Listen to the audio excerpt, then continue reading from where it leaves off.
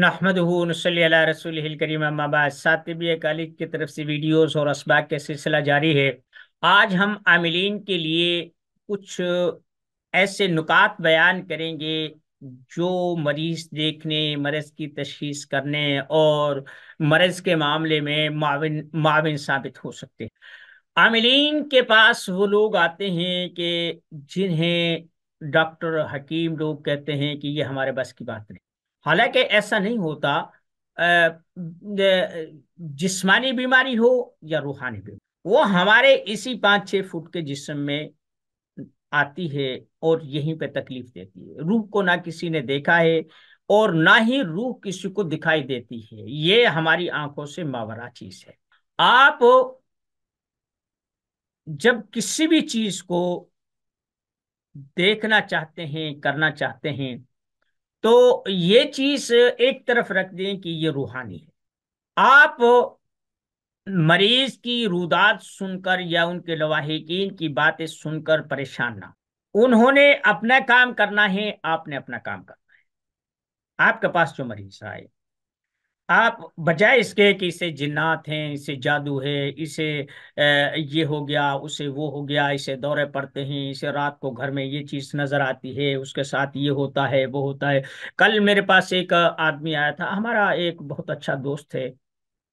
उसने मुझे फोन किया कि यार मेरा जो पड़ोसी है ना, उसके घर में गैर मामूली असरात दिखाई देते हैं और वहाँ बच्चे डर रहे हैं। डर क्या रहे हैं कि भाई उसने, उसकी बेटी ने देखा कि कोई कमरे से ना, बाहर से कमरे में दाखिल हुआ है, और जब कमरे में जाके देखा तो कोई भी नहीं था। खौफ खा गया। फिर कहने लगा कि मेरी बीवी थी, उसे ऐसा महसूस हुआ कोई करीब से गुजर गया। ठीक है। अब वो बेटा कह रहा है कि मैं अपने बेडरूम में था और मेरा किसी ने पाँव ऐसे दबाया है और झंझोड़ा है। अब बात ये है कि जो एक दफा एक आदमी को चीज दिखाई दी, उसका वहम भी हो सकता है, शक भी हो सकता है, हकीकत भी हो सकती है। उसने जब दूसरे घर वालों को ये बात बताई तो उनके जहन में एक बात ये बैठ गई कि हमारे घर में कोई चीज। अब एक आदमी है, मसलन अब मैं सबक पढ़ा रहा हूं, यहाँ कोई मेरे पीछे आकर या दाएं बाएं आकर कोई खड़ा करता है, तो मेरा वहम भी हो सकता है, ये हकीकत भी हो सकती है। ये तो परखने पे पता चलेगा। फिर कहने लगा कि मुझे भी अजीब अजीब किस्म की चीजें हैं। फिर आगे चले गए, हमारे कारोबार में भी बरकत नहीं है, हम इतना कमाते हैं पता ही नहीं है, कर्जा भी नहीं उतर रहा, और पैसा आता है जाता का, यानी एक ऐसी लंबी चौड़ी वो फहरिस्त हुई। इतना तो मुझे उसकी तशखीस में और उनकी जो जरूरत थी उसे पूरा करने में नहीं लगा जितना मुझे उनके। अब आपने करना क्या है, एक आमिर की जिम्मेदारी क्या है? अगर आने वाला आपको अपनी रुदात सुनाता है, कहानी सुनाता है, अपना दुख सुनाता है, आप तसल्ली से सुने। लेकिन आप अपने हुनर से, अपनी जिम्मेदारी से गाफिल मत हो। आप देखें कि वो बयान क्या कर रहा है, कहाँ तक उसकी ख्वाहिशात हैं, कहाँ तक उसकी ज़रूरियात हैं, कहाँ तक ज़ाती मामलात हैं, कारोबारी मामलात हैं, उसकी परेशानियां हैं। और वो उन परेशानियों को हल करने के बजाय उनका जिम्मा जादू, जिन्नात, सहर, आसेब, तावीज़ात पर डाल। खैर, मैंने उससे कहा कि आप ऐसे करें कि आयतल कुर्सी पढ़ें और इसे छिड़क दें, ये तावीज है, ये रख दें, इस तावीज को पानी में घोल कर आप पीते रहें। खैर, 3-4 रातें हो गई हैं, अभी तक तो उनकी कोई शिकायत आई नहीं। आप जब किसी मरीज के पास जाते हैं, वो बेहोश है। अब आप उसे एकदम ये मत कह दे कि जनाब ये जिन्नात की वजह से, जादू की वजह से। गो के अगर आप सच बोलेंगे, मुझे ये भी मालूम है आपको मिलेगा कुछ नहीं। क्योंकि जादू, जिन्नात वाले, तावीज़ात वाले और शक में मुब्तला लोग, नफ्सियाती चक्रों में मुब्तला लोग जब मेरे पास आते हैं, तो वो पहले से फैसला करके आते हैं कि फला आदमी ने हमारे ऊपर जादू।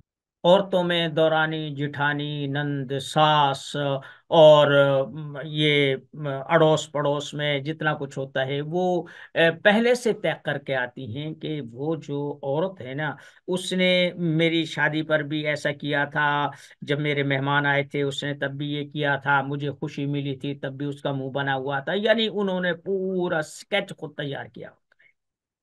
ہم لوگ جو ہوتے ہیں انہیں وہ اوتھ کمشنر کے طور پر استعمال کرتی ہیں کہ وہ چیز لے کے آتی ہیں، بیان کرتی ہیں کہ اپنی بات سناتی ہیں، اپنا شک کا اظہار کرتی ہیں، اور اپنی جو ذہنی کیفیت ہے اس کا اظہار کرتی ہیں، پھر ہم سے ہاں یا نہ کا جواب سنتی ہیں، اسی کا پیسہ دیتی ہیں، ہماری مرضی پر وہ نہیں چھوڑتی۔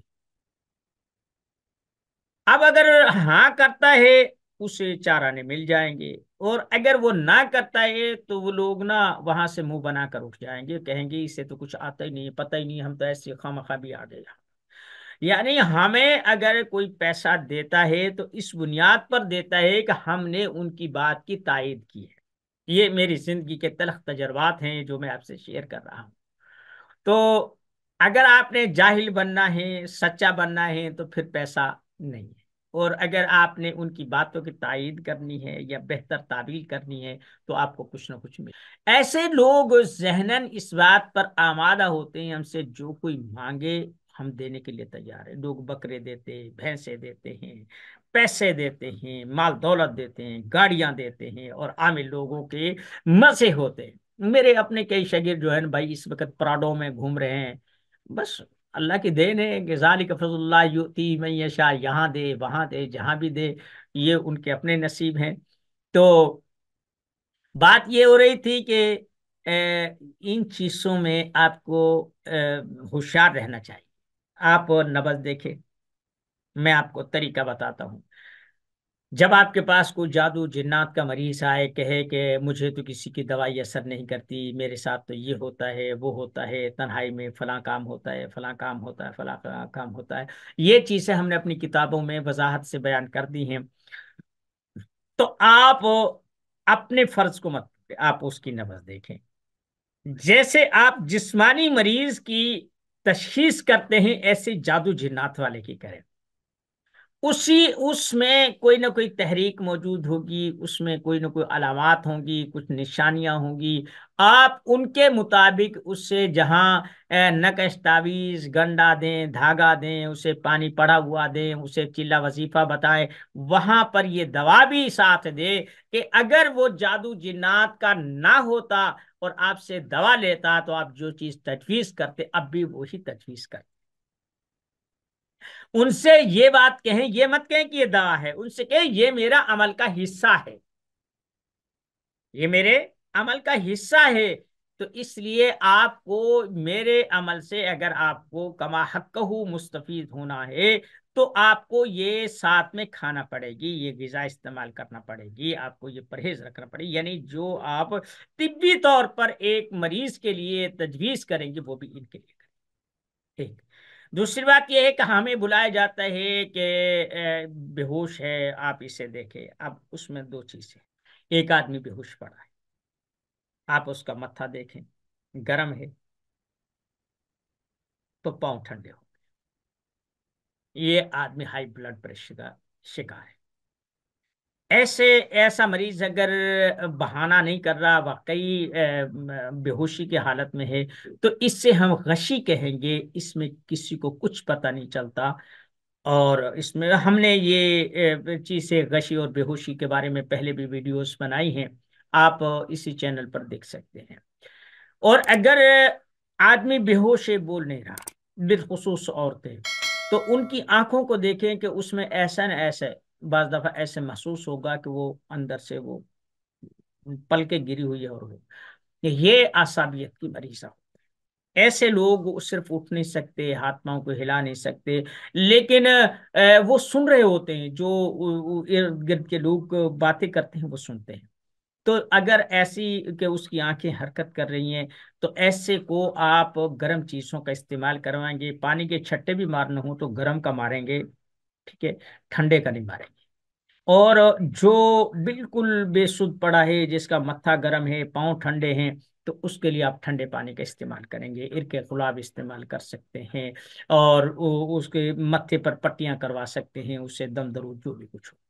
ایک عمل ہے جو ہم بے ہوش کے لیے کرتے ہیں، وہ یہ ہے کہ اول آخر درود پاک پڑھتے ہیں، سورہ جن کی ابتدائی چند آیات، اعوذ باللہ من الشیطان الرجیم، بسم اللہ الرحمن الرحیم، قل اوحی الی انہ استمع نفر من الجن سے لے کر شتات، اب قرآن کریم دیکھ کر سورہ جن یہ آخری نصف میں، دوسرے نصف میں موجود ہے، یعنی جہاں سے آدھا پارہ شروع ہوتا ہے وہیں سے سورہ جن شروع ہوتی ہے، 29ویں پارے میں آپ وہاں سے آپ یہ 7 دفعہ پڑھیں، اور اگر جادو جنات کی وجہ سے وہ آدمی بے ہوش ہوگا، عورت بے ہوش ہوگی، تو اس کے چھینٹے مارنے سے وہ ہوش میں آ جائے گی، جب وہ ہوش میں آ جائے تو وہی پانی بچا ہوا اسے پلا دے، تو انشاءاللہ اس سے زور اٹھ جائے۔ لیکن اس سے آپ صحت کو برقرار رکھنے کے لیے جو چیز تجویز کریں گے وہ وہی کریں گے جو آپ طبی طور پر کسی کے لیے کرتے تھے۔